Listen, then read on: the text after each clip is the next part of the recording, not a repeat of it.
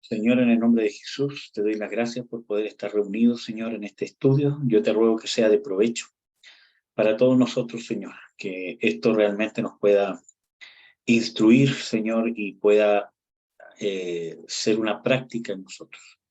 Que nosotros podamos ver de que esto no es un juicio condenatorio que estás haciendo en nuestra contra, que ciertamente van a haber muchas cosas que vamos a estudiar que quizás no estamos cumpliendo, sino que es un llamado de misericordia, un llamado de amor, a que podamos vivir la vida que tú nos quieres dar. En el nombre de Jesús. Amén. Amén, hermanos. Bueno, el viernes pasado quedamos, ¿cierto? Estábamos viendo el tema de la autoridad y estábamos viendo el tema de la autoridad de ser una imagen de Dios, que ser una imagen de Dios tiene que ver con ser un reflejo. Y con respecto a eso, estábamos viendo el pasaje de Génesis 1, donde dice, ¿cierto?, que Dios creó al hombre y la mujer, ¿cierto? O sea que Dios dijo de que hagamos al hombre y la mujer a nuestra imagen y semejanza. Y dice de que creó al hombre, varón y hembra los creó, a su imagen los creó. Y cuando Dios se propone, o cuando lo verbaliza, ¿cierto?, en ese pasaje bíblico, y se propone crear a este nuevo ser, que es el hombre, dice, creémoslo a nuestra imagen y semejanza, y se enseñoree sobre los peces del mar, las aves del cielo, etc. Eso nos da indicios claros de que el hecho de ser a la imagen y semejanza de Dios tiene que ver con la capacidad de ejercer la autoridad divina acá en la tierra. Eso es claro. No hay ningún otro ser que Dios lo haya creado a su imagen y ningún otro ser tiene la capacidad, ¿cierto?, de esta creación natural, ¿cierto?, de ejercer dominio y autoridad, ¿verdad?, de parte de Dios. Entonces, nos encontramos que cuando hablamos de imagen y semejanza, hablamos de la capacidad creacional que Dios nos dio como seres de poder ejercer o tener la capacidad de ejercer la autoridad, ¿cierto? Obviamente todo eso fue corrompido con el pecado, ¿cierto? Pero no basta con la capacidad, sino que se tiene que sumar a la capacidad la delegación. No le bastó al hombre haber sido creado a la imagen y semejanza de Dios, sino que tuvo que Dios encomendarlo, bendecirlo, ¿cierto? En Génesis 1 dice, y los bendijo Dios, y les dijo, fructificad y multiplíquese cada uno de ustedes, ¿cierto? Y sojuzgar la tierra, enseñorear sobre los peces del mar, las aves del cielo, etcétera, etcétera. Entonces, vemos de que este principio de autoridad es sumamente importante. Y lo último que vimos fue el tema de, como dice en Génesis 1, ¿cierto? Dice fructificar y multiplicados. Y vimos qué significa fructificar. Y creo que tampoco es muy difícil de verlo, porque Dios no por nada dice fructificar y multiplicados. Ojo que en Génesis 1, ¿cierto?, dice fructificad y multiplicados y llenad la tierra. Entonces sería ilógico pensar que esas tres palabras son sinónimos, aunque quizás desde un punto de vista hermenéutico uno podría decir de que quizás, ¿cierto?, es probable de que Dios esté usando tres palabras, ¿cierto?, distintas para enfatizar un mismo hecho. Sin embargo, vemos que no es tan así, porque estas palabras tienen su significado en particular. Y dice fructificad, multiplicados y henchid la tierra. ¿Por qué no decir, ¿cómo se llama?, simplemente multiplíquense, llenen la tierra, multiplíquense, ¿cierto?, en abundancia? Si realmente el objetivo de Dios fuese solamente la procreación para el hombre. Ahí vemos la diferencia con las otras criaturas. No solamente reciben el mandato de multiplicarse o de llenar la tierra, sino de fructificar y multiplicarse. Entonces, ya vimos que fructificar es dar fruto. Vemos de que para dar fruto los frutos tienen que ser en nuestro carácter. Y ya vimos eso. ¿Cuáles son los requisitos para dar fruto? Que tienen que ver con el corazón, la perseverancia, en ser diligentes en entender. Entonces, yo tengo que ser diligente en entender la palabra de Dios.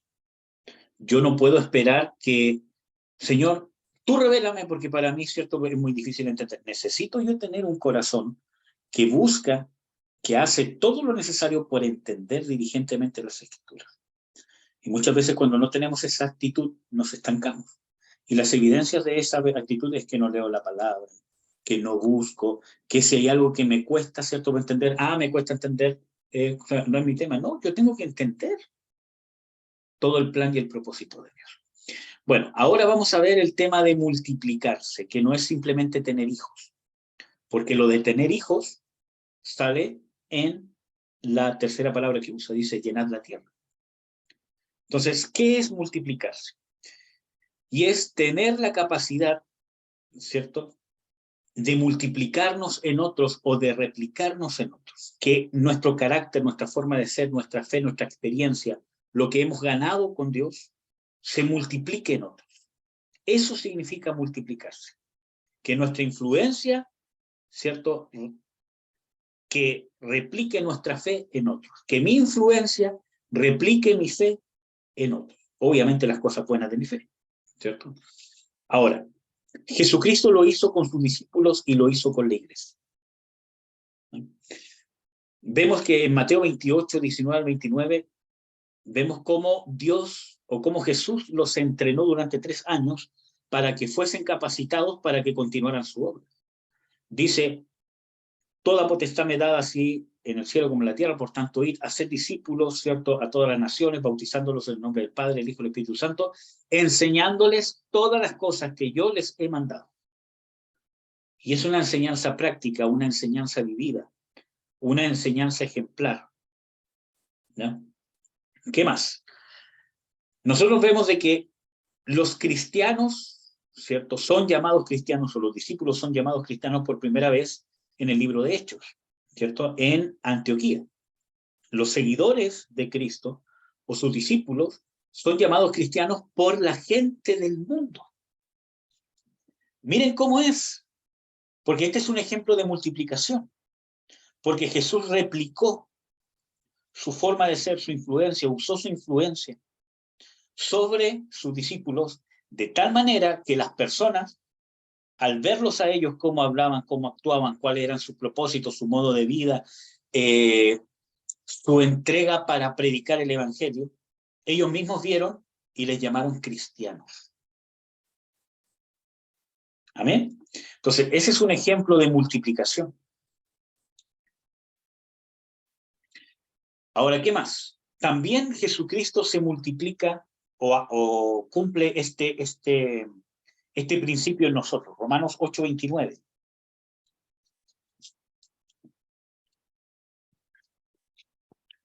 Romanos 8:29. Yo quería pedirle a uno de ustedes dos si me puede buscar la parábola de los 10 talentos en el libro de Lucas. Mientras tanto, ahí yo, de repente, se la voy a pedir. Romanos 8:29. Pensé que esta Biblia está rota. Ay, esta es la pena más grande que esta Biblia está rota. Romanos 8:29. Dice, porque a los que antes conoció también predestinó, para que fuesen hechos conforme a la imagen de su Hijo, para que Él sea el primogénito entre muchos hermanos. Tenemos que entender que esta palabra imagen tiene que ver con autoridad. Nosotros ya lo vimos y ya lo explicamos en el libro de Génesis. Nosotros hablamos de imagen, ya, Dios quiere reflejar el carácter de Jesús en nosotros, pero ¿para qué? Para ejercer influencia, para poder continuar su obra. Jesucristo, Dios quiere multiplicar, y la obra del Espíritu Santo es multiplicar a Cristo en nosotros. Por lo tanto, vemos de que el principio de multiplicación es un principio divino. Por eso que Dios le dice, fructificad y multiplicaos.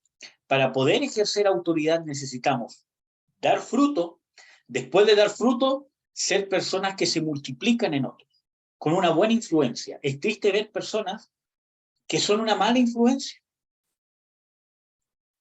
Y no gente que está, ¿cierto?, en la droga solamente, que los mete, ¿cierto?, ¿cómo se llama?, en la droga, sino que gente que cuando está en compañía de otros, en vez de sacar y explotar lo mejor de la fe de esas personas son causa de amargura, de estancamiento, de que duden, etcétera, etcétera. Es triste ver eso. ¿Por qué? Porque ese no es el rol del Espíritu Santo. Cuando nosotros estamos realmente ejerciendo una buena influencia desde cualquier área de nuestra vida, matrimonio, iglesia, hermanos, ser pastor, profeta, lo que sea, ¿cierto? Y en vez de hacer de que las personas encuentren el gozo de Dios, crezcan en su carácter, tengan un mejor carácter, etcétera, etcétera, y los apagamos, no estamos cumpliendo ese propósito. Por lo tanto, por eso que no ejercemos autoridad. Por eso que cuando intentamos orar, reprender, hacer cosas, no nos funcionan, o las cosas no funcionan a medias, no como Dios quisiera, porque es un requisito para ejercer señorío. Y bueno, entonces es un principio. Y es un principio en el creyente, no solamente Dios lo hace, nosotros tenemos que hacerlo. Miren lo que dice 1 Corintios 11:1. 1 Corintios 11:1.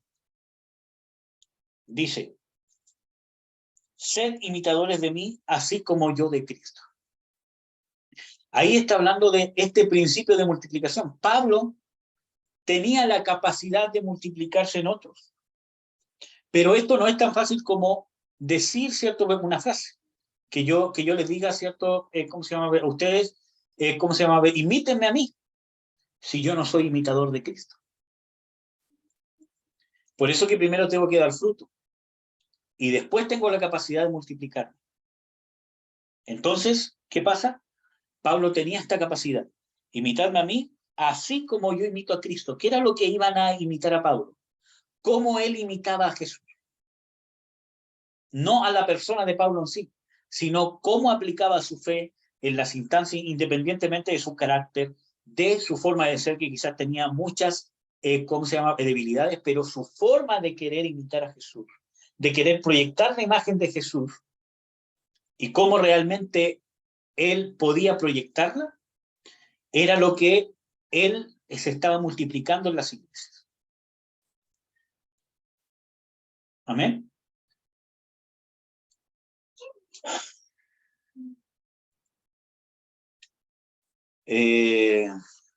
¿Cómo se llama? ¿Pudieron encontrar el texto de Lucas? ¿O no? Ya. Que quiero mostrarles la parábola de los 10 talentos. Déjenme buscarlo.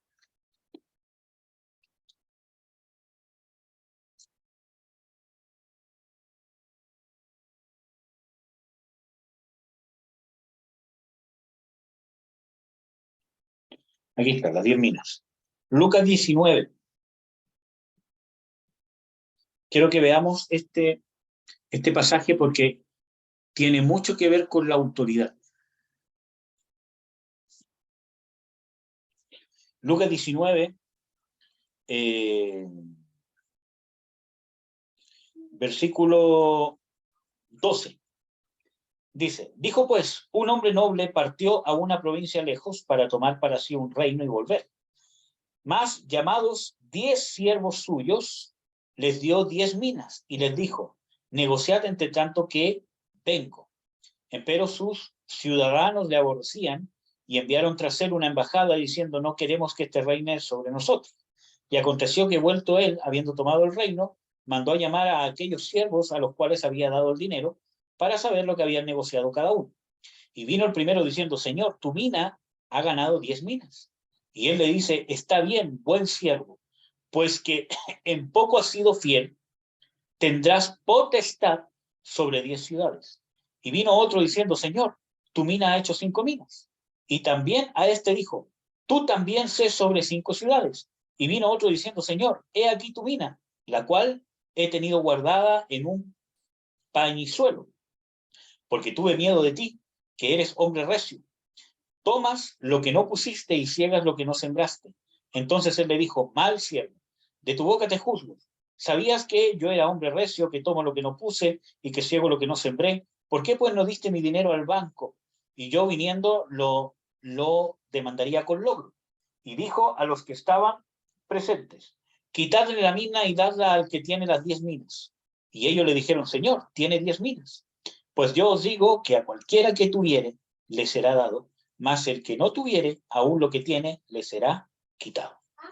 Aquí vemos un tema importante, nos encontramos con estos tres casos, ¿cierto? Y muchas veces se ha pensado que las minas son almas, o también se ha pensado que son dones, que yo tengo que multiplicar los dones. Pero no son ni almas, tampoco son dones. Las minas es autoridad. Y nosotros lo podemos ver, por ejemplo, en el versículo 17 dice, buen siervo, pues que en poco has sido fiel, ¿en poco qué? Después dice, tendrás potestad entre 10 ciudades. ¿En poco qué? ¿En qué fue fiel? En tener potestad. En la poca potestad que le dio, como fue fiel, ahora le da más potestad. Esto tiene un tema escatológico, ¿cierto? Pero quiero comprobarles de que está hablando de la autoridad. También nosotros podemos ver de que las minas no le son quitadas, por eso que es autoridad, sino que el que multiplicó de una hizo 10, ¿cierto? Sigue teniendo las 10. Por eso que cuando dice, ¿cierto? Al que tiene 10, buen siervo, sobre poco has sido fiel, sobre mucho te pondré, está hablando de autoridad.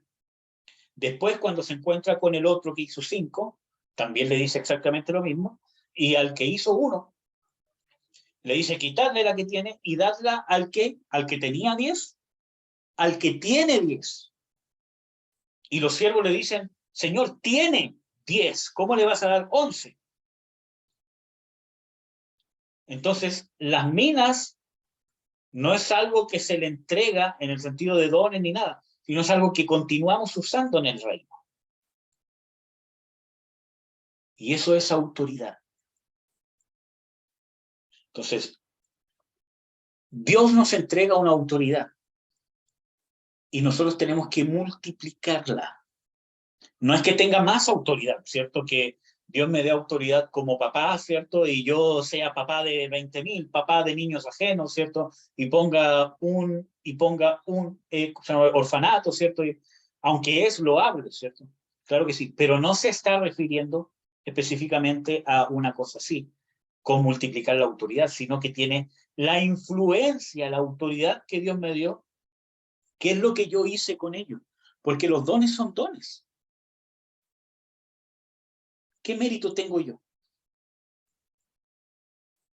Si los dones los da el Espíritu Santo cuando quiere y a quien quiere. Hay, mucha gente que dice, este tiene el don de sanidad. Pero no todas las veces que él quiere sanar a alguien se sana. Porque el Espíritu Santo da como él quiere. Pero la autoridad es mi responsabilidad. ¿Qué dice Jesús en Mateo 24 con respecto al siervo fiel y prudente y al infiel? Dice que el siervo fiel y prudente le da la comida a la familia a su tiempo. Ese es su granjeo, ese es su trabajo. Él se tiene que preocupar de la necesidad que hay, dar su comida a su tiempo, ser dirigente, dar la porción necesaria. Es un buen mayordomo de la autoridad que le dio el padre de familia. Entonces, la multiplicación de la autoridad es la influencia. ¿Cómo he usado mi autoridad, mi influencia, para replicar el bien en otros?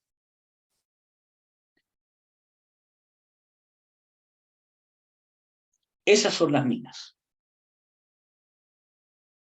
Por eso que no todos logran multiplicarla igual. Y esto también nos muestra de que nuestro reinado con Jesucristo es dependiente de con lo que hagamos con nuestra autoridad aquí. Vemos que, ¿cierto? En este caso, los tres tenían una mina, pero uno la multiplicó por 10 y el otro la multiplicó por 5.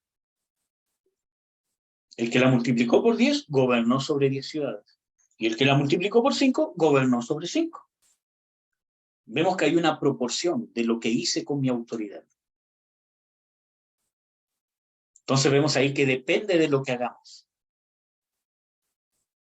Y vemos también otro tema, que el miedo, el temor. Y el temor no es solamente un sentimiento de miedo. Ay, tengo miedo de usar mi autoridad. No. Temor a muchas cosas. Temor a servir a Dios. Y no simplemente porque siento que no tengo las capacidades, sino porque siento que voy a perder libertad por eso. Que voy a perder esto, voy a perder esto otro, voy a perder esto otro. ¿Cómo voy a servir? ¿Eso qué hace? Que yo no me multiplique. El conformismo. Yo me conformo con esto. Soy influencia en mi familia, soy influencia aquí, y con eso me conformo. Y Dios quiere mucho más. Nuestro estado en el reino va a depender de lo que hagamos, y esto es serio, esto es verdad. Y la mayoría de los cristianos hace oídos sordos y no quiere oír este tipo de mensajes, porque no le gusta, porque los confronta. Amén. Entonces, nos encontramos, ¿cierto?, con que vemos la multiplicación de las minas. Y que la multiplicación de las minas es la multiplicación de la autoridad, lo que estamos viendo ahora. Tenemos que tener la capacidad de multiplicarnos. No es que yo voy a hacer de que la gente que yo tengo influencia sobre él sean iguales a mí, sino que voy a ocupar la autoridad que tengo para poder influenciarles lo que Dios me ha dado. Y que incluso vaya mucho más allá de lo que quizás yo puedo alcanzar. Amén. Entonces, tenemos esa capacidad y es un llamado para la iglesia. ¿Ya?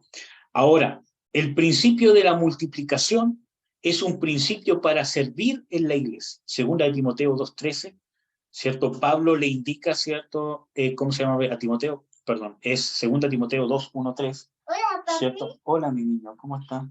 Bien. ¿Qué está haciendo, mi niño? Estoy viendo pelotitas. ¿Qué forma de papi? Espérame. Entonces nos encontramos en segunda Timoteo 2, del 1-3, que Pablo le indica a Timoteo que busque gente idónea para enseñar a otros. Entonces vemos que es un principio para servir en la iglesia, gente idónea para enseñar a otros, o sea, gente que tenga esta capacidad no solo de tener frutos, sino que tenga esta capacidad de multiplicarse. Vamos a ver 1 Timoteo 1, 3, 5.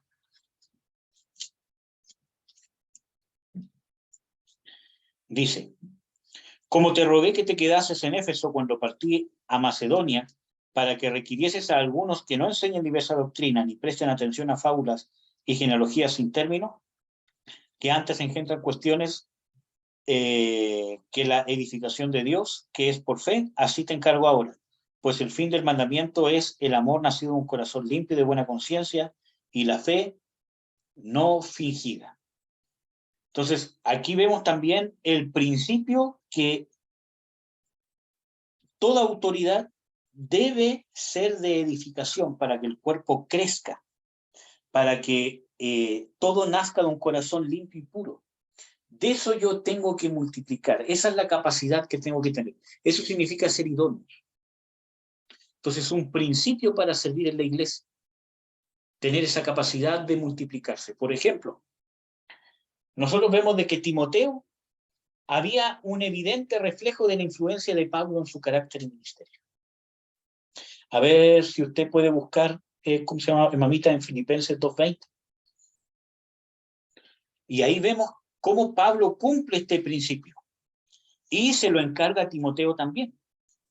Porque vio que Timoteo también había logrado alcanzar esto. Por ejemplo, en 1 Corintios 16:10 dice: y si llegare Timoteo, mirad que esté con vosotros seguramente, porque la obra del Señor hace tan bien como yo. ¿Cómo hacía la obra de Dios él? Como Pablo. Había una influencia, incluso en su carácter. A ver si puede leer Filipenses 2:20, mamita, por favor. Amén.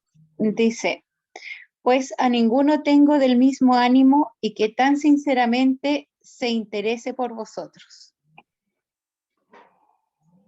Entonces ahí vemos de que Timoteo tenía un buen ánimo, un interés real. Y eso es lo que estamos viendo que era lo que Pablo le había transmitido. Vamos a ver 1 Corintios 4:17.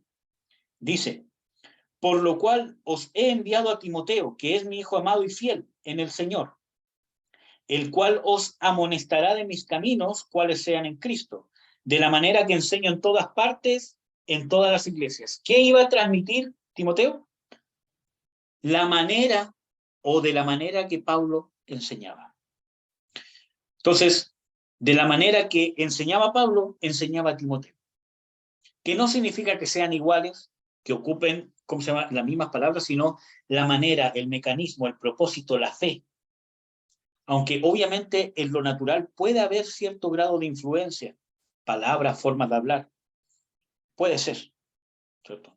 Sí, o sea, es obvio que si dos personas que están juntas se van a complementar la una, ¿cierto?, con la otra. Pero vemos de que hay un principio para servir en la iglesia de multiplicación. Y también en la familia. Nosotros vemos de que este principio de multiplicación también se da en la familia, y no solamente con engendrar hijos. Nosotros nos encontramos con el ejemplo de Adán, por ejemplo. En Génesis 5:3. Dice de que engendró a Set, su hijo, conforme a su semejanza. Vamos a ver. Génesis 5:3. Y vivió Adán 130 años y engendró un hijo a su semejanza, conforme a su imagen, y llamó su nombre Set. ¿No dice lo mismo de Caín y Abel? Engendró un hijo conforme a su imagen y su semejanza. Ahí está hablando de formación y de crianza. Adán, ¿cierto?, con respecto a Set, se multiplicó en Set. Probablemente con la experiencia de la muerte de su hijo y de que el hijo que quedó vivo anduvo errante por juicio de Dios y probablemente nunca más, ¿cómo se llama?, lo vía, ¿no? ¿Cierto? Aprendió que a Set debía instruirlo diligentemente en lo que él sabía de Dios. Con más diligencia quizás que lo hizo con Caín. Por eso dice que lo engendró conforme a su imagen, conforme a su semejanza. Abraham a sus hijos. En Génesis 18:19, Dios le dice a Abraham, encubriré yo algo a Abraham, sabiendo o habiendo de hacer de él una nación grande, sabiendo que él mandará a sus hijos después de sí a que guarden mis preceptos y mis mandamientos después de sí. Entonces vemos de que había una confianza que Abraham iba a transmitir y se iba a multiplicar en su generación. ¿Ya? Incluso tenemos los ejemplos de cuando un rey de Judá hacía lo recto ante los ojos de Dios con un corazón perfecto, se le comparaba con David, su padre, como genealogía. Tenemos muchos ejemplos. Uno de los ejemplos está en Primera de Reyes 15:11, que habla del rey Asa, que hizo lo recto ante los ojos de Jehová como David, su padre. Vemos la influencia que dejó, la forma de guardar los mandamientos de Dios, David, que dejó una influencia sobre sus generaciones, de cómo hacerlo. Una referencia para Dios. Y eso se llama legado, que trasciende nuestra muerte. ¿Amén? ¿Alguna duda con esto de la multiplicación?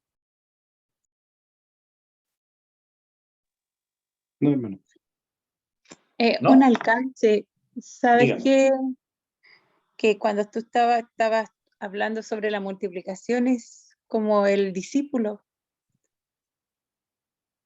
Que cuando tú formas el discípulo eres discípulo, justamente aprendes todo eso y pasas, hay un reflejo, hay una semejanza, una multiplicación del maestro en el discípulo.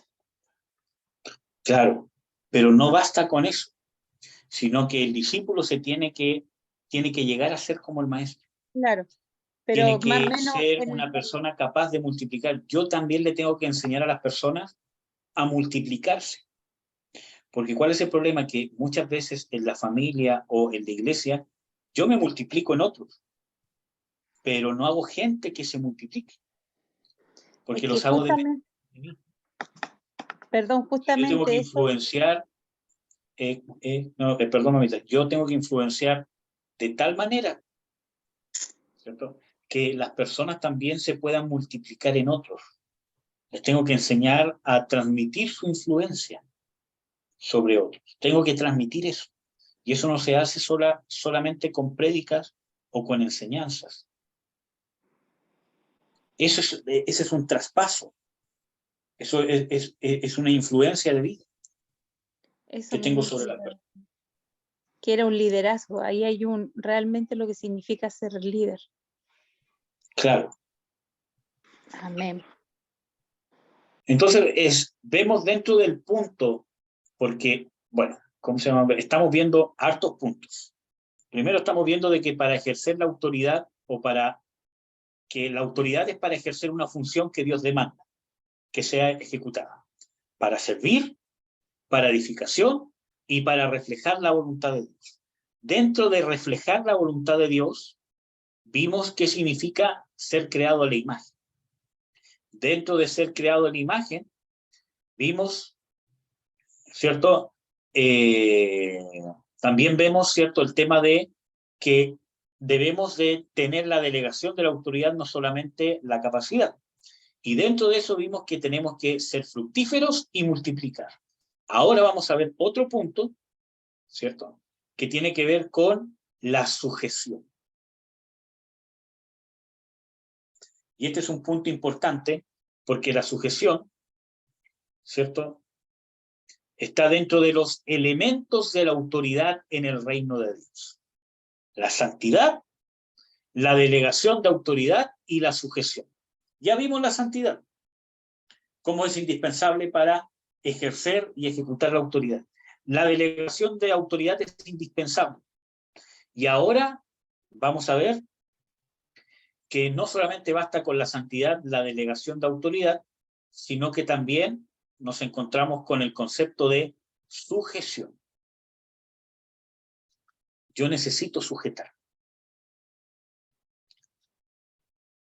Puedo tener santidad, puedo tener una autoridad delegada, fructifico, me multiplico, etcétera, etcétera, en la familia, en la iglesia, pero ahora yo me tengo que sujetar para poder ejercer una autoridad.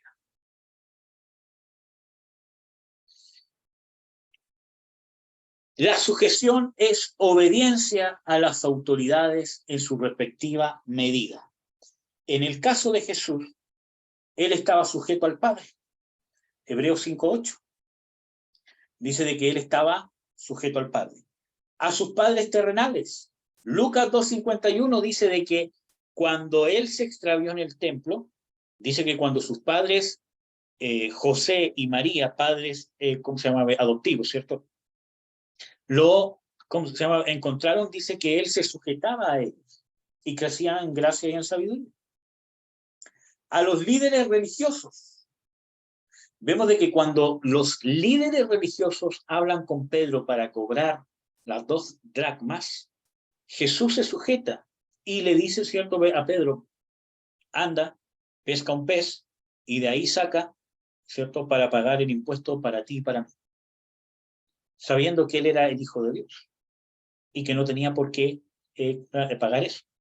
Ahora, ¿también se sujetan las autoridades políticas? En parte sí. Cuando se le pregunta si es lícito pagar impuestos al César, él dice, dar a Dios lo que es de Dios y dar a César lo que es del César. Más sujeciones políticas vemos de que dentro de todo se sujeta a la sentencia de Poncio Pilato, por ejemplo, al azote de los romanos. ¿Ya? ¿Qué más necesitamos? Ya vamos a ver con más detalle el tema de la sujeción. Solamente estamos viéndolo ahora desde el punto de vista de Jesucristo. ¿Qué más? Humildad y servicio. Jesús se humilló para servir. Yo para poder servir necesito humillar. ¿Cuál es el problema? Que muchas veces servimos sin humillarnos. Y eso nos trae serios problemas en el reino de Dios. Filipenses 2 dice, haya pues en vosotros este sentir que hubo en Cristo Jesús. Y nos nombra la capacidad que tuvo de humillarse a sí mismo siendo en forma de Dios, tomando forma de siervo, estando en la condición de hombre, se humilló a sí mismo y haciéndose obediente hasta la muerte y muerte de cruz. Entonces, nosotros nos tenemos que humillar para servir, hermanos. ¿Cuál es el problema? Que muchas veces ejecutamos autoridad sin humillarnos. ¿Y saben cuál es el problema con eso? Que yo ejecuto autoridad y en mí hay una sensación de que me siento superior. Quizás no es consciente en el sentido que yo diga, oh, soy superior a los demás, por eso les voy a enseñar, por eso yo predico, por eso a mí me eligieron para hacer esto, porque soy mejor que los demás. Pero hay un sentimiento que me lleva a eso. ¿Y saben cómo yo puedo comprobar eso? Cuando me cuesta sujetarme. Cuando hay alguien que naturalmente es inferior a mí. ¿En qué sentido? Por ejemplo, yo soy más capaz de hacer ciertas cosas porque tengo más capacidades, más facilidades, experiencia, etcétera, etcétera. Viene alguien que tiene menos capacidad que yo, menos experiencia que yo, ¿cierto? Y yo estoy más capacitado que él, pero él está en autoridad y a mí me cuesta sujetar. ¿Saben qué nos indica eso?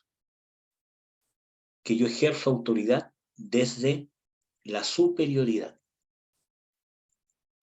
Porque cuando yo no me sujeto o me cuesta sujetarme porque me siento inferior, o cuando alguien va a ejercer autoridad sobre mí para reprenderme, para corregirme, y a mí, o sea, a todos nos cuesta, pero a mí me da rabia, lo evito, no me sujeto, me rebelo, ¿cierto? Y busco excusas para sacarle en cara sus cosas y tú quién eres. Eso a mí me muestra que cuando esa persona ejecuta autoridad, lo va a hacer de su superioridad. Y yo, hermanos, en ese sentido soy drástico. No importa quién sea. Yo, por ejemplo, bueno, este es mi forma de ministrar hasta ahora. Quizás Dios me corrija con el tiempo, no sé. Pero cuando yo veo eso, yo sé que esa persona no está lista. Puedo darle espacio para hacer ciertas cosas, pero darle la responsabilidad de ministrar a alguien, de influenciar sobre la vida de alguien, yo no lo dejo. Mientras dependa de mí, obviamente. Si está bajo mi cargo, yo no lo dejo, porque no está listo. Porque se va a sentir superior y lo va a estropear, lo va a echar a perder.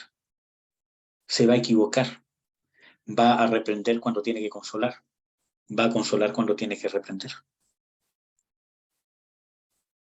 Y lo peor, que cuando yo lo vaya a corregir, se me va a sublevar. Y no lo hago tanto por esa persona, sino por las personas que va a dañar. Porque esas son mis responsabilidades.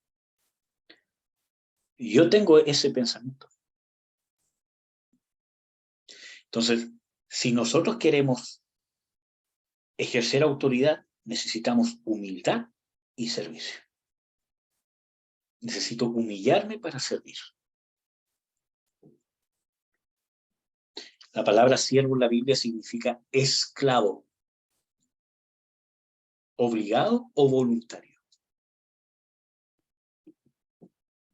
A ese punto de humillación tenemos que llegar para poder servir.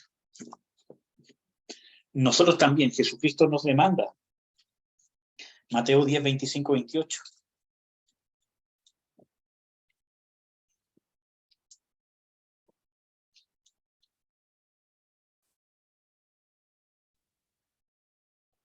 Mateo 10, 25, 28. Dice, basta al discípulo ser como su maestro y al siervo como su señor. Si al padre de familia llamaron Belcebú, ¿cuánto más a los de su casa? Esto es importante porque dice, bástele al discípulo ser como su maestro. Cuando yo tengo en mi corazón ser superior, es que yo lo voy a hacer mejor. Es que yo voy a esforzarme y me voy a sujetar todo lo demás para yo escalar, llegar a su posición y hacerlo mejor que él porque él lo está haciendo mal. No estoy operando bajo el principio del reino. Obviamente que yo tengo que tratar y aprender de los errores de una persona y no repetirlos. Pero yo no puedo tener en mi corazón usurpar su cargo para yo hacerlo mejor. ¿Amén? Entonces, ¿qué más? Así que no los temáis, porque nada hay encubierto que no haya de ser manifiesto, ni oculto que no haya de saberse. Lo que os digo en tinieblas, decidlo a la luz, y lo que oís al oído, predicarlo a los terrados. Y no temáis a los que matan el cuerpo, mas el alma no pueden matar. Antes, temed a aquel que puede destruir el alma y el cuerpo en el infierno. Entonces vemos aquí que el Señor Jesucristo, perdón, me equivoqué. Bueno, pero sí tiene que ver con ese versículo que dice, bástale al discípulo ser como su maestro. Solamente el versículo 25. Bástale al discípulo ser como su maestro. Mateo 10:25. Tenemos que tener esa mentalidad, porque querer ser superior es un principio satánico. Amén. Vamos a ver también Mateo 20, 25 al 22.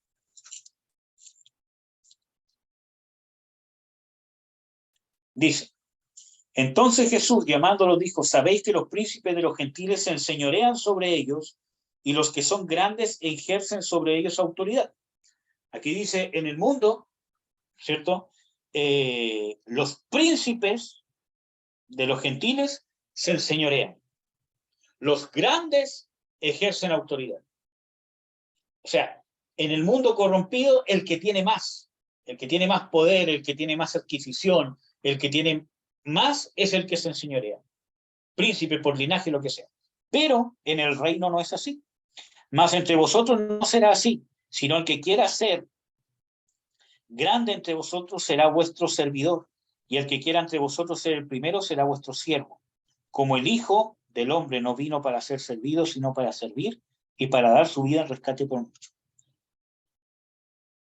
Vemos la necesidad de humillarse y servir para poder ejecutar autoridad. El que no es humilde y el que no está al servicio no puede tener autoridad y no la puede ejecutar. ¿Ya? Ahora vamos a ver otro punto, porque todo esto que hemos hablado desde que empezamos el estudio hasta ahora es el punto 1 de el hecho que vimos en Lucas 7 del 1 al 10 de el centurión con Jesús, que tiene que ver que sin sujeción no hay autoridad. Ahora vamos a ver otro punto que rescatamos de este encuentro del centurión con Jesús. En este punto nos vamos a encontrar con que existe una relación dependiente entre la fe y la autoridad. Son dependientes, son hermanos, van juntos, están engranados. Uno no marcha sin el otro. La autoridad del reino, obviamente. Según lo expuesto, todo lo que vimos en el punto anterior, el centurión reconocía que Jesús era el Mesías y que él estaba en una condición pecadora, ¿cierto? O sea, que el centurión estaba en una condición pecaminosa que dependía de la gracia y misericordia de Dios. Por lo tanto, su entendimiento del principio de autoridad y sujeción no era meramente un concepto práctico, sino una revelación de fe.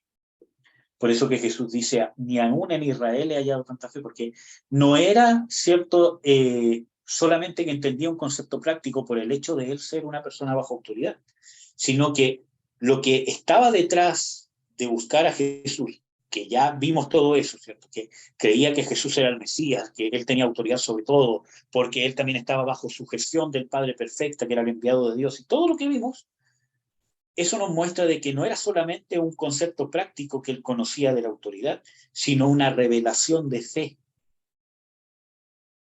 La revelación de la autoridad de Jesús lo llevó a obrar y a vivir en fe, y a obrar en este caso hacia Jesús con fe. Jesús declara que uno es un hombre que actuó con una fe extremadamente grande. Ahora, ¿podríamos decir de que el centurión era salvo o que fue salvo? ¿Por la fe pasó a ser hijo de Abraham? La misma escritura nos responde esto en Gálatas 3, del 7 al 8, que dice que nosotros somos hijos de Abraham por la fe, que no son los descendientes según la carne, los hijos de Abraham, sino según la promesa. En Romanos 4, del 13 al 16, cuando está hablando de la justicia de Dios, también está hablando que la justicia es por medio de la fe y que por la fe somos hijos de Abraham. Entonces, si Jesús alabó esta fe más grande que todo Israel, ¿fue salvo? Claro que sí, hermano. Creyó que Jesús era el Mesías. Creyó que era el Cristo, el enviado de Dios. Y no solamente con creer y decir, ya yo creo que eres el Cristo, sino que hubo una acción de fe. Y la fe es la que justifica. Esa es la fe de Abraham. Amén. Podríamos decir que fue salvo. Ahora, esto muestra que para sujetarnos a Dios necesitamos fe. ¿Cierto? Volviendo al tema de la relación que tiene la autoridad con la fe. Para sujetarnos a Dios necesitamos fe. Y para ejercer autoridad necesitamos fe. Para sujetarnos, que ya vimos que es obedecer, y no solamente obedecer, sino poder discernir su voz, entender sus órdenes y sujetarnos. ¿Ya? Para hacer su voluntad. Y para ejercer la autoridad, ejecutarla, no solamente para tenerla, sino para ejecutarla, ponerla en acción, también necesitamos fe. Sin embargo, esta fe no es un mero sentimiento de sentirnos confiados. Yo estoy confiado que Dios me puso sobre tronos principados, que Dios me puso por cabeza y no cola, que Dios me ungió, que el Espíritu Santo está conmigo, que quizás es parte de lo que tengo que creer, obviamente. Pero la fe que necesito para la autoridad en el reino no es solamente ese sentimiento o esa convicción. Es una práctica del reino con algunos elementos indispensables que evidencian esta fe. Y esto lo podemos encontrar en este relato del centurión con el Señor Jesucristo. Primero, obediencia a Dios. La obediencia a Dios conlleva una obediencia a las autoridades delegadas por Dios. Y aquí entramos en el tema de la obediencia a Dios o a la sujeción. Obedecer a Dios conlleva obedecer a las autoridades delegadas por Dios. Hay mucha gente que por causa de sus heridas o de su orgullo, ¿cierto? Dice, yo me sujeto a Dios, pero no se sujeta a nadie más. Y espera que Dios le hable audiblemente para poder hacer algo. Pero no se sujeta a su marido, no se sujeta a su esposa, no se sujeta al pastor, no se sujeta a su jefe, no se sujeta a nadie. Yo solo me sujeto a Dios porque los hombres son pecadores. La obediencia a Dios conlleva obediencia a las autoridades delegadas. En la autoridad y en la ejecución de la autoridad, para poder sujetarme, necesito obediencia a Dios. Y obediencia a Dios es obedecer a las autoridades delegadas. Eso va casado de la mano. No lo puedo separar. Necesito obedecer. Y para obedecer necesito la fe. Porque no hay otra forma que pueda obedecer a Dios. Primero, la sujeción a Dios es absoluta. A Dios directamente. Pero para poder obedecer a Dios de esta manera absoluta, debemos conocer la perfecta voluntad de Dios para saber qué y cómo obedecer. Y esos son dos conceptos importantes, porque muchas veces sabemos el qué, pero no sabemos el cómo. Y en el reino de Dios, el cómo es tan importante, o quizás más importante que el qué. Yo puedo entender qué tengo que hacer, qué es lo que Dios me ordena, por medio de las Escrituras. Pero el cómo lo voy a hacer puede echar a perder el qué. Amén. Puede dejar sin valor el qué. Entonces, muchas veces entendemos teóricamente lo que hay que hacer, pero no la manera correcta de obedecer. Y de esta manera no agradamos a Dios. Yo no solamente tengo que saber qué, sino el cómo lo voy a ejecutar, que sea la forma perfecta que Dios espera. Ni un poco más, ni un poco menos, no un casi. Lo que agrade perfectamente a Dios. En la palabra de Dios podemos encontrar la fuente de saber el qué y el cómo obedecer. Vamos a dar 3 puntos importantes, o 3 fuentes, ¿cierto? O 3 formas de sacar de la palabra el qué y el cómo. Primero, el estudio personal de las Escrituras, la instrucción de las Escrituras, que alguien nos instruya en las Escrituras, y el discipulado y la sujeción ministerial. Esas serían las 3. Estudio personal de las Escrituras, instrucción, que alguien me las enseñe, me las explique, y un discipulado y sujeción ministerial, donde yo me sujeto, doy cuenta de mi vida, aprendo cómo vivir, no solamente que me hagan un estudio para entender las Escrituras, sino que me enseñen cómo debo vivir, cómo ejecutar en la práctica, y eso se llama discipulado. Vamos a ver Deuteronomio 17, 18 y 19, para ver respaldo bíblico para esto.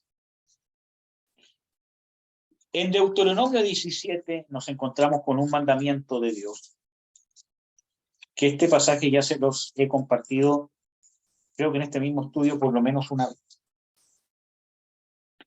Deuteronomio 17, versículo 18 y 19, dice: y será que cuando se sentare sobre su trono de su reino, que ha de escribir para sí un libro, un traslado de esta ley, el original de delante de los sacerdotes levitas, y lo tendrá consigo y leerá en él todos los días de su vida, para que aprenda a temer a Jehová su Dios, para guardar todas las palabras de aquesta ley y estos estatutos, para ponerlos por obra, para que no se eleve su corazón sobre sus hermanos, ni se aparte del mandamiento a diestra ni a siniestra, a fin de que prolongue sus días en su reino, él y sus hijos en medio de Israel. Aquí Dios está dando un mandamiento profético. Dice que cuando al pueblo se le ocurra tener rey como los otros reinos, ¿cierto? Este rey hará un manuscrito de la palabra de Dios. Y dice, y leerá en él todos los días de su vida, para aprender a no apartarse ni a derecha ni a izquierda, para que aprenda a temer a Dios. Y para que aprenda a guardar las palabras de la ley o de la palabra de Dios, para ponerlos por obra. Y ahí están los 3 puntos que vimos: el estudio, la instrucción y el discipulado, o el estudio teórico y la ejecución. Entonces necesitamos nuestro estudio personal de las Escrituras todos los días si queremos ejercer autoridad del reino. Ah, es que yo no tengo llamado ministerial, yo no quiero, no tengo nada que ver con eso, ni con el pastorado, ni con aquí, con ella. Para tú ser padre, ser hijo, nosotros vimos de que la mayor revelación, el mayor reflejo de la imagen de Dios se da en la familia, en el matrimonio. Entonces, ahí necesito más que en el ministerio. Cuando la Biblia dice que somos reyes y sacerdotes, uno dice, ah, reyes, ministros, cabezas, ¿cierto? Impacto en la tierra. Nosotros pasamos a ser reyes y tenemos que nosotros ejecutar nuestras funciones como seres humanos aquí en la tierra, como reyes y sacerdotes de Cristo. Ser padre, madre, trabajo, estudios, ser hijo, hermano, jefe, subordinado, primo, tío, lo que sea. Necesito ejecutarla como un rey y sacerdote de Dios. Y para eso necesito ser heredero. No solamente que la herencia sea mía, sino tener parte en la herencia. Entonces, necesito ejecutarla. Y para eso, para aprender, ¿cierto? Para saber el qué y el cómo obedecer. Porque aquí sale de que aquí para que lea la ley y aprenda el qué, pero también dice que aprenda el cómo, porque dice para ponerlos por obra. Ahí está el cómo. Necesito estudiar diariamente las Escrituras. No puede pasar un día que no lea la Biblia. O que no ore. O las dos cosas, obviamente. De otra manera, como dice en el versículo 20, se va a enaltecer mi corazón. ¿Quiere tener temor de Dios? Aprender a hacerlo. Lea la Biblia, estúdiela. Pero no basta con eso. ¿Ya? El estudio personal de las Escrituras nos hace ser aprobados delante de Dios. Segunda Timoteo 2:15. Segunda Timoteo 2:15.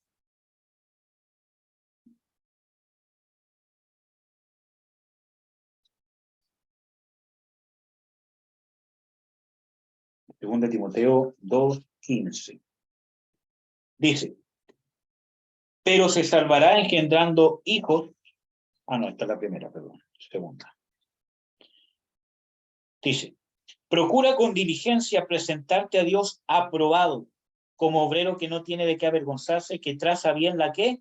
La palabra de verdad. El estudio personal de la palabra de verdad me sirve como herramienta para presentarme a Dios aprobado. También me ayuda a vivir la santidad, mi estudio personal. En el Salmo 119:11 dice, en mi corazón he guardado tus dichos para no pecar contra ti. Ya vimos el estudio personal. ¿Qué más? La instrucción de las Escrituras. Vamos a ver Ezequiel 44. Acuérdense que estamos viendo que la palabra es la fuente para yo entender el qué y el cómo. No necesariamente, por ejemplo, mire hermano, si yo tengo que solucionar un problema doméstico con mi cónyuge, que tiene que ver, por ejemplo, en qué voy a invertir un dinero que llegó. No voy a encontrar en la Biblia un pasaje bíblico que diga invierte en fondos mutuos. Dónalo a la iglesia. Invierte en una cuenta de banco, ¿cómo se llama? A plazo fijo de 3 meses, ¿cierto? Y renovable, pero no de un mes, sino de 3. Entonces, no es que encuentre ese cómo, sino que la Biblia, mi estudio personal de las Escrituras, va a ejercitarme, va a hacer de que yo pueda no solamente entender, sino saber cómo ejecutar, porque la palabra me transforma. La palabra ejerce una influencia sobre mí. Y la palabra no solamente me va a mostrar el mandamiento que tengo que guardar, sino el cómo ponerlo por obra. Y eso lo hace el Espíritu Santo por medio de la palabra. La palabra cambia mis procesos mentales. Amén. Ezequiel 44:23. Cómo la instrucción de terceros que nos revelan la palabra de Dios, nos explican la palabra de Dios, nos llevan a entender el qué y el cómo. Ezequiel 44:23. Dice, y enseñará a mi pueblo a hacer diferencia entre lo santo y lo profano, y les enseñarán a discernir entre lo limpio y lo no limpio. Esto era una instrucción, tenía que enseñarse. No bastaba solamente con el estudio personal. No bastaba solamente con leerles a la persona la ley. Tenía que instruirlo y enseñarle a discernir por medio de la palabra y con la palabra. Tenía que enseñarle por medio de la instrucción de la enseñanza a discernir entre lo bueno y lo malo, lo santo y lo profano. Y ahí está el qué y está el cómo. ¿Qué más? El discipulado y la sujeción ministerial. Creo que el pasaje quizás más conocido que yo más uso es el de Efesios 4. Jesús instituyó a apóstoles, profetas, evangelistas, pastores y maestros, para la edificación o para equipar a los santos para la obra del ministerio, hasta que todos lleguemos a la unidad de la fe, a la medida de la estatura de un varón perfecto a la imagen de Jesucristo.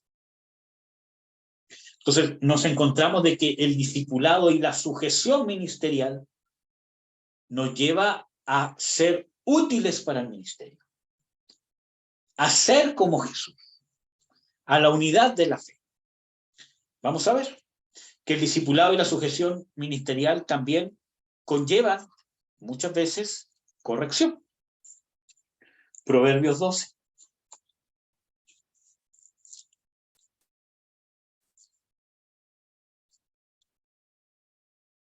Proverbios 12, versículo 1.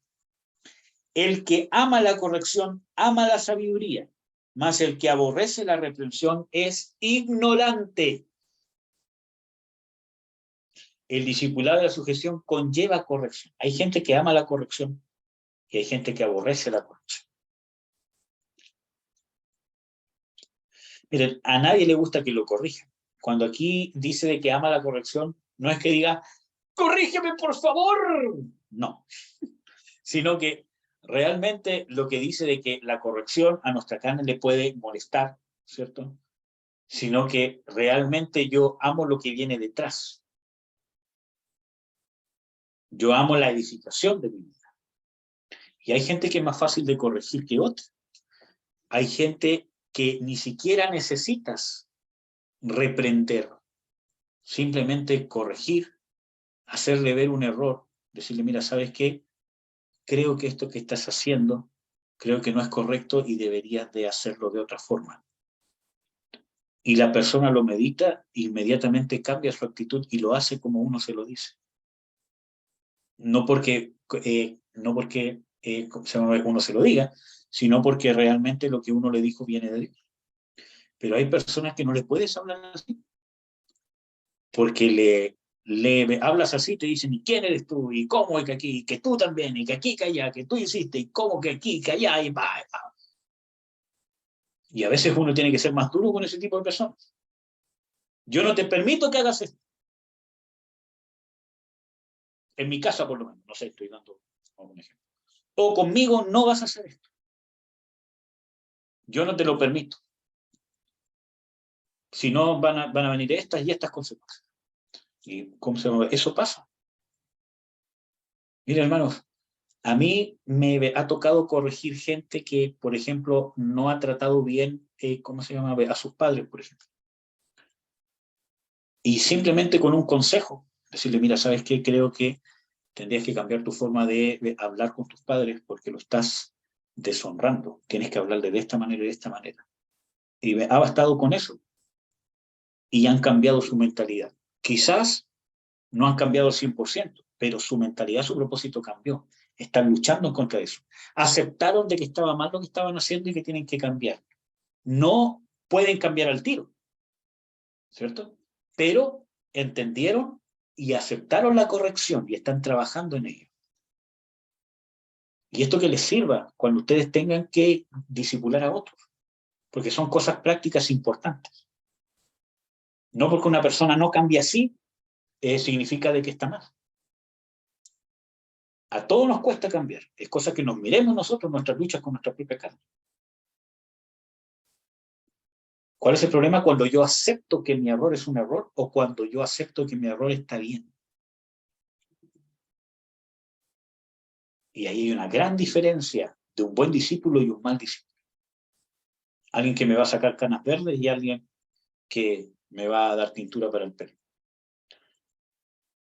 Entonces, también he tenido otros casos que les he corregido a sí mismo, no les ha ido, ni he venido, o quizás, ¿cierto? ¿Cómo se llama? En mi presencia me dicen sí, sí, sí, pero no lo aceptan, no tienen ningún cambio. Y yo he tenido que llegar al punto en algunas, ¿cómo se llama? En algunas, ¿cómo se llama? Ocasiones, que cuando han estado en mi casa, ¿sabes qué? En mi casa no le vas a hablar así a tus padres.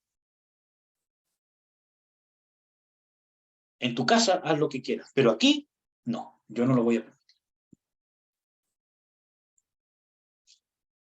Entonces, me veo obligado a hacer una reprensión más fuerte por causa de la rebelión del corazón de la otra persona. Entonces, la corrección no necesariamente es reprensión. Y eso también es aprender el cómo. Porque no todo es igual. ¿Ya? Vamos a ver. No solamente basta con la corrección en el discipulado y la sujeción ministerial, sino con poner en práctica lo aprendido. Filipenses 4:9.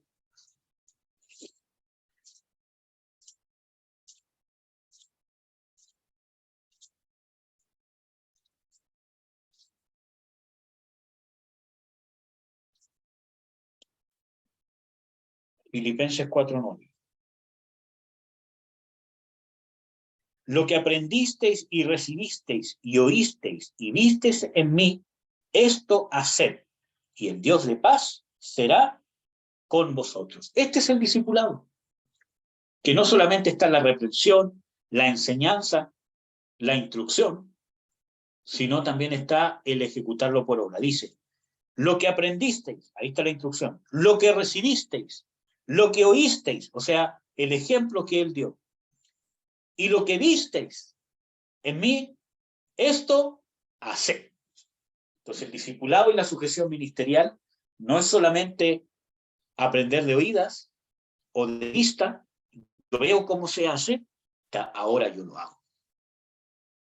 Porque el discipulado, ¿cierto? En el discipulado y en la sujeción ministerial, yo veo cómo se hace, lo hago bajo supervisión del que me está discipulando, que me corrige, que me dice, no, así no, esto parte de nuevo, esto se hace de esta manera, ¿por qué lo estás haciendo así? Si es así como yo te enseñé. Y después que ya lo hice bajo supervisión, ahora lo puedo hacer yo solo. Entonces, la sujeción, necesito, ¿cierto?, que el obedecer, aprender el qué y el cómo obedecer la voluntad de Dios. Y para eso, la fuente principal es la palabra. Mi estudio personal, la instrucción de la palabra y el discipulado y la sujeción ministerial, basado obviamente en la palabra. ¿Ya?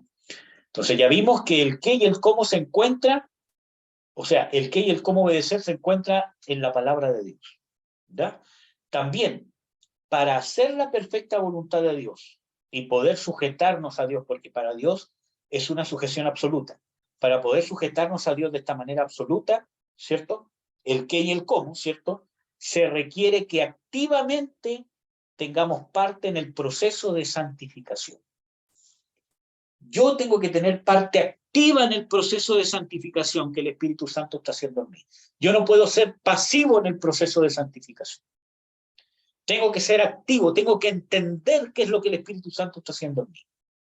No desde el punto de vista macro divino, porque van a haber muchas cosas que no voy a entender ahora, que voy a entender después. Pero tengo que saber que en las situaciones que estoy viviendo, el Espíritu Santo está trabajando en mí.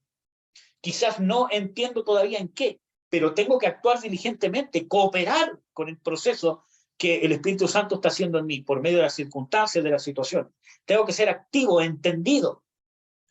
No solamente saber que el Espíritu Santo trabaja en mí en cada circunstancia, sino hacerme parte de ese proceso, cooperar con el proceso hacia mí mismo.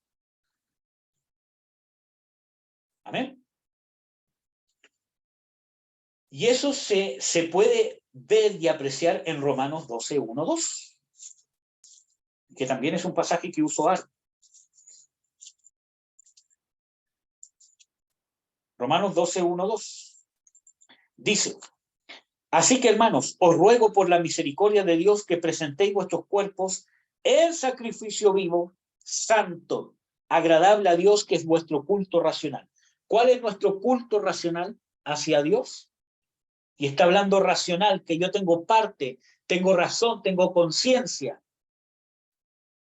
Mi cuerpo se presenta como sacrificio vivo, santo, agradable a Dios. tengo que ser activo, consciente de que le estoy siendo agradable o no le estoy siendo agradable. En los procesos que el Espíritu Santo que me está purificando para hacerle agradable a Dios, necesito tener conciencia, raciocinio.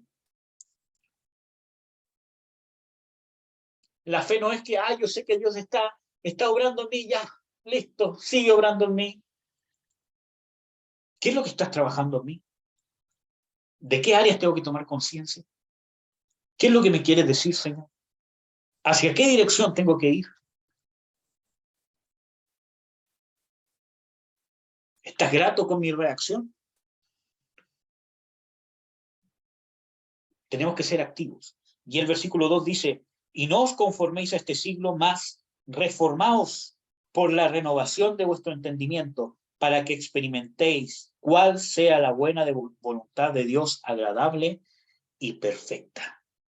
Y aquí vemos que dice primero, no conformándose a este mundo o a este siglo. Hace referencia a un proceso de descontaminación.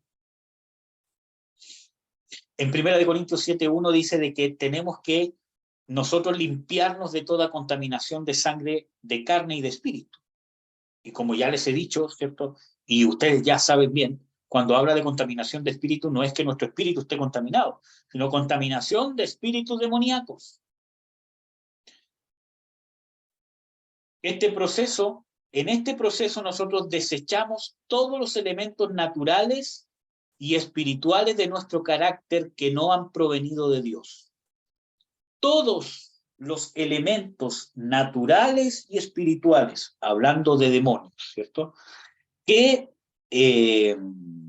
han ejercido influencia sobre nuestro carácter y que no han provenido de Dios. Yo tengo que tener conciencia de ese proceso.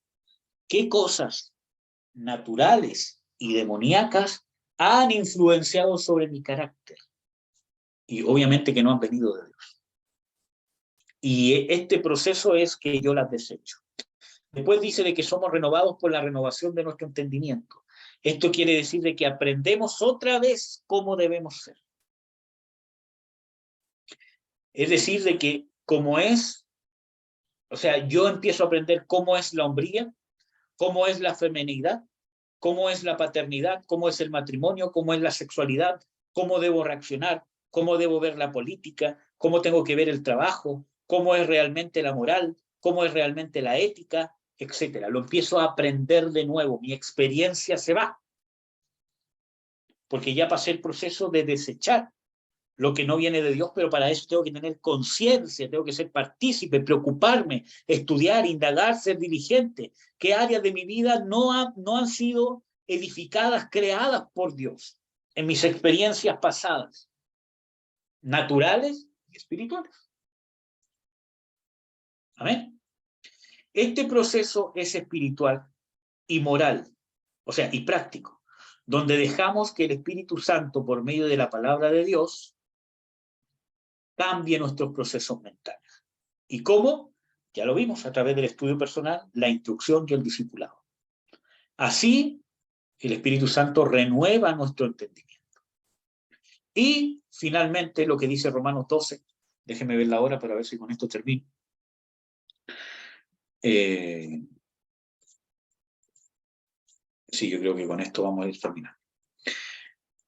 Y dice para que experimentemos cuál es la buena voluntad de Dios, agradable y perfecta. Y ahí viene la obediencia a la voluntad de Dios, debe ser buena, agradable y perfecta. Y esto tiene mucho que ver con el qué y con el cómo, y quizás también con el cuándo.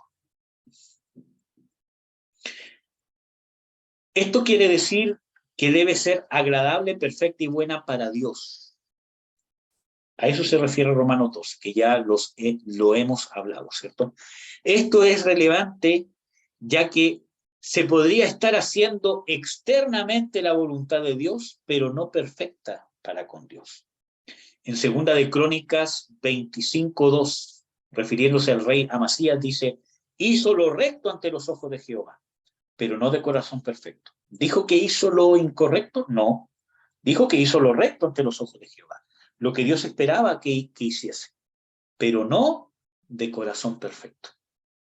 ¿Hizo la buena voluntad de Dios agradable y perfecta? No. ¿Pero hizo la voluntad de Dios? Sí.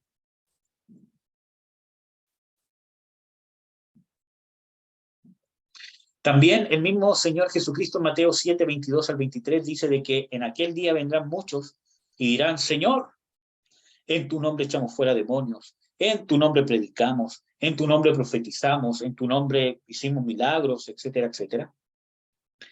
Y el Señor Jesucristo no dice que son falsas manifestaciones, sino que realmente lo hicieron y lo hicieron en su nombre. Pero les dice, obradores de maldad. Tiene que ver con que la inspiración u origen con el cual hacían estas cosas, de echar fuera demonios en el nombre de Jesús, sanar en el nombre de Jesús, predicar en el nombre de Jesús, ¿cierto? La inspiración u origen de estas cosas no era según la perfecta voluntad de Dios. Ven que es importante entender el cómo, el qué y el cómo para poder obedecer a Dios, tener esta sujeción absoluta. Amén, hermanos. Lo vamos a dejar hasta aquí por la hora. No sé a qué hora empezamos, no sé cuánto llevamos realmente, pero parece que llevamos 1 hora y media, o quizás un poco más. Si ustedes quieren seguir, seguimos, pero si no, si tienen alguna duda, la pueden decir ahora.